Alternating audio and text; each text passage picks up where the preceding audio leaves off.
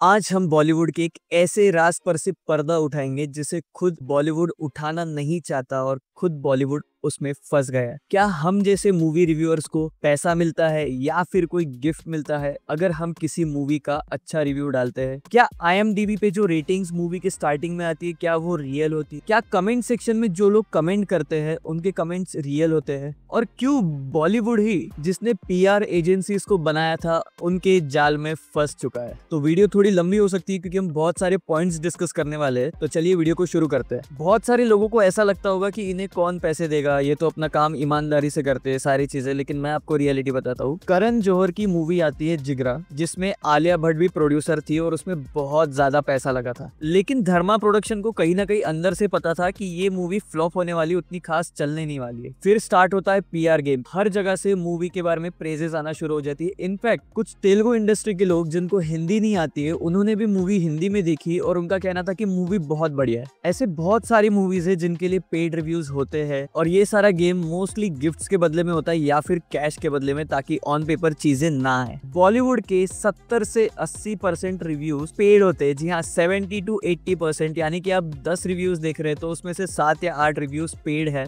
और ये इन्फॉर्मेशन मैं नहीं दे रहा, एक वेबसाइट है अल जजीरा जो खुद बॉलीवुड के बहुत सारे लोगों के साथ में कोलैब करती है। उन्होंने इंटरव्यूज लेके ये सारी इन्फॉर्मेशन निकाली है। वेबसाइट की लिंक आपको मिल जाएगी, आप जाके चेकआउट पूरी इन्फॉर्मेशन कर सकते हैं। लिटरली PR एजेंसीज के पास में मेन्यू कार्ड होता है कि अगर आप 4 रेटिंग देते हैं तो आपको ये मिलेगा, 5 रेटिंग देते हैं तो आपको ये सारी चीजें मिलेगी, ये आपके टूर्स होंगे, ये सारे बेनिफिट्स आपको दिए जाएंगे। और अगर मूवी बहुत ही घटिया है तो उसका दाम भी बहुत ज्यादा बढ़ जाता है। इनफैक्ट रिव्यूअर्स भी इसे धंधा बनाकर बैठ चुके हैं। उनका खुद का कहना है कि हम खुद बोलते हैं कि हम आपकी मूवी को मास्टरपीस डिक्लेयर कर देंगे अगर आप हमें इतना अमाउंट देते हैं तो। और पता है वो अमाउंट क्या होती है? इनफैक्ट एक पोस्ट डालने के भी 5 लाख रुपए चार्ज किए जाते हैं और अगर फुल मूवी रिव्यू बना रहे हैं तो अराउंड 25 से 30 लाख रुपए भी बड़े बड़े रिव्यूअर्स को मिलते हैं। फिर आप कहोगे ये तो उनका धंधा है, उन्हें तो यही करना ही पड़ेगा, वो इस इंडस्ट्री में। नहीं, ऐसा नहीं होता है। अब बॉलीवुड वाले खुद ये समझ गए हैं क्योंकि रिव्यूअर्स खुद धमकाने लगे हैं प्रोडक्शन हाउस को, डायरेक्टर्स को, कि अगर आप हमें पे नहीं करते हैं तो आपकी मूवी चाहे जितनी अच्छी हो हम उसकी बहुत बुराई करने वाले। फिर आते हैं मेरे जैसे कुछ छोटे मोटे क्रिएटर्स जिनके मुश्किल से 1000-2000 व्यूज आते हैं रिव्यूज देख के। तो क्या हमें पैसा मिलता है? नहीं, बिल्कुल भी पैसा नहीं मिलता, हमें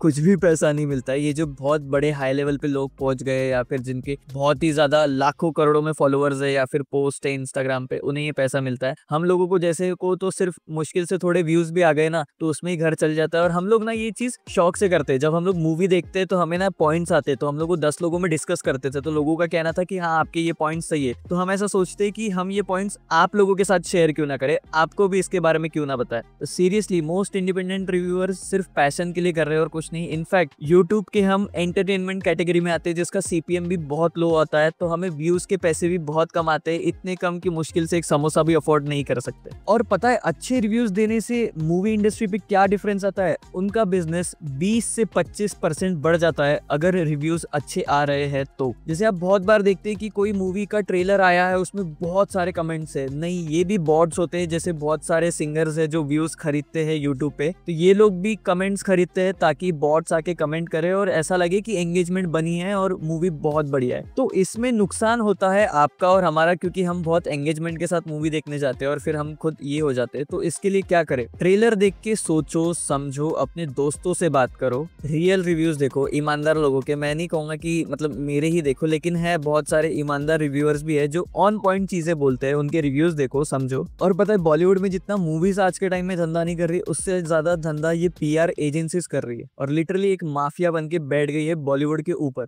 और बॉलीवुड के लिए अब ऐसा हो गया है कि अब वो मूवी स्टोरी लाइनअप की तरफ ज्यादा ध्यान नहीं दे पा रहे, उन्हें ज्यादा पैसा इन सारी चीजों में इन्वेस्ट करना पड़ रहा है। तो नेक्स्ट टाइम जब आप बहुत ही बढ़िया रिव्यू देखते हैं तो हो सकता है कि वो इंसान जेन्युइन हो या फिर उसे भी प्रोड्यूसर की तरफ से कोई चेक मिला हो। तो आपको क्या लगता है, पेड रिव्यूज बंद होने चाहिए या नहीं होने चाहिए? कमेंट सेक्शन में बताएं। चैनल को सब्सक्राइब करें। मैं लिटरली जो मुझे समझता है मैं वो रिव्यूज डाल देता हूँ। होप सो आपको पसंद आ रहे हो। वीडियो अच्छी लगी तो वीडियो को लाइक करना और चैनल को सब्सक्राइब। धन्यवाद।